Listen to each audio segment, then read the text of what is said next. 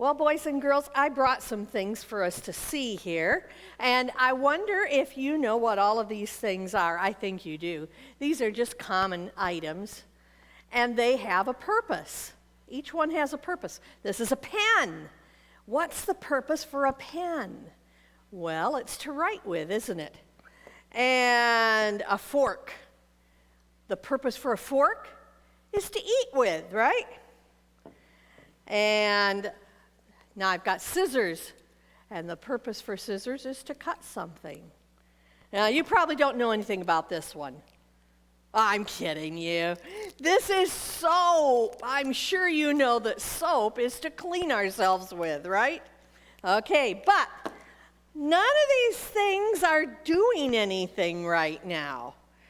They're not fulfilling their purpose. Why is that?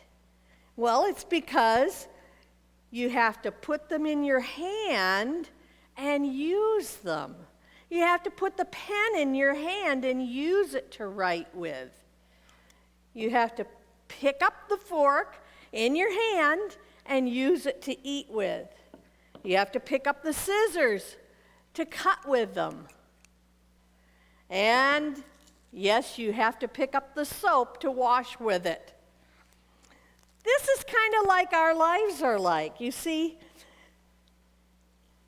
God has a purpose for your life. He has a purpose for every one of you. Just like he had a purpose for Joseph.